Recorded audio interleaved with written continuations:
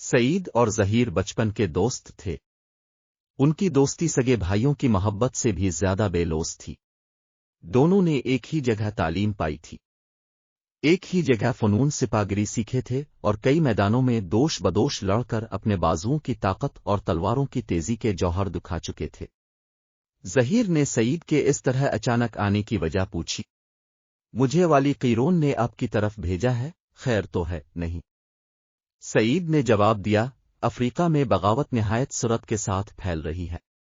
اہل روم جاہل بربریوں کو اکسا کر ہمارے مقابلے میں کھڑا کر رہے ہیں۔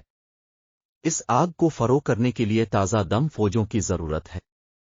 گورنر نے دربار خلافت سے چلا چلا کر مدد مانگی ہے، لیکن وہاں ہماری آواز کوئی نہیں سنتا۔ نصرانی ہماری کمزوری سے فائدہ اٹھا رہے ہیں۔ اگر ان حالات پر قابو نہ پایا گیا تو ہم اس وسیع خطہ زمین کو ہمیشہ کے لیے کھو بیٹھیں گے۔ گورنر نے مجھے آپ کے پاس بھیجا ہے اور آپ کے نام یہ خط دیا ہے۔ ظہیر نے خط کھول کر پڑھا۔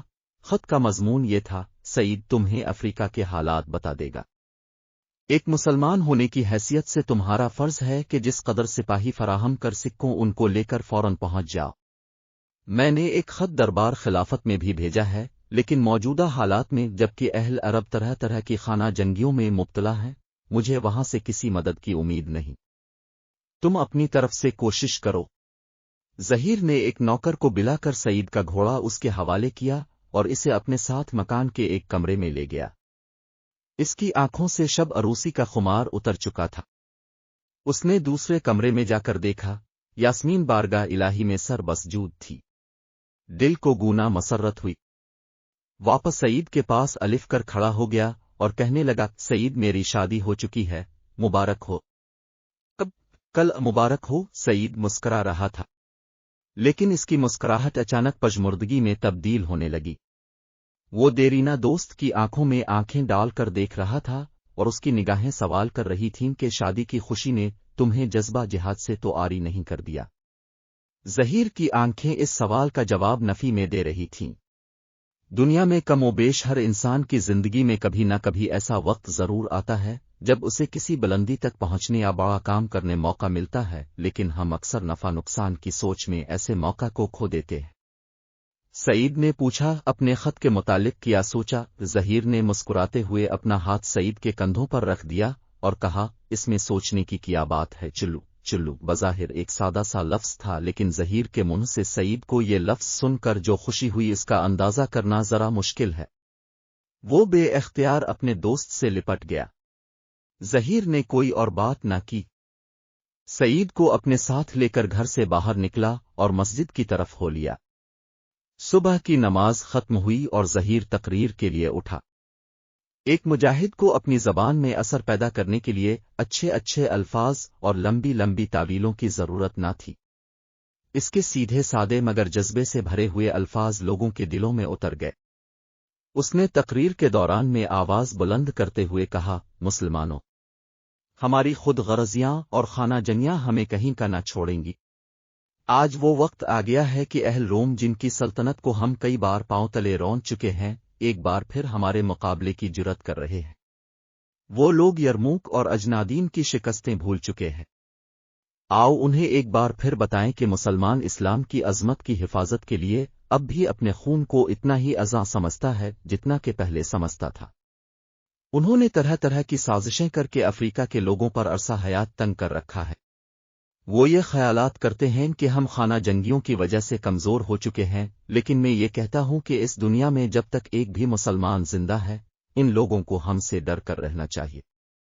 مسلمانوں، آؤ ایک بار پھر انہیں یہ بتا دیں کہ ہمارے سینوں میں وہی تڑپ ہے، ہمارے بازوؤں میں وہی طاقت اور ہماری تلواروں میں وہی کاٹ ہے جو کہ حضرت عمر کے زمانے میں تھی۔ ظہیر کی تقریر کے بعد 250 نوجوان اس کا ساتھ دینے کے لیے تیار ہو گئے۔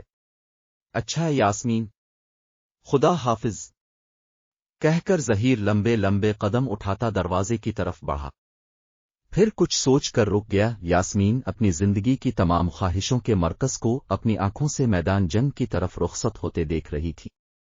دل کا بخار آنکھوں کے راستے آنسو بن کر بہنے کے لیے جدوجہد کر رہا تھا، لیکن یاسمین کے نسوانی غرور نے شوہر کے سامنے اپنے آپ کو بزدل ظاہر کرنے کی اجازت نہ دی۔ آنکھوں کے آنسو آنکھوں میں ہی دبے رہے۔ ظہیر نے بیوی کی طرف دیکھا، وہ حزن و ملا کی تصور بنی سامنے کھڑی تھی۔ دل نے سفارش کی کہ ایک لمحہ اور ٹھہر جا، چند باتیں کرو، لیکن اسی دل کی دوسری آرزو تھی کہ ایک اور امتحان سے بچو، ایک ایسا خیال جسے اس نے ابھی تک اپنے قریب نہ بھٹکنے دیا۔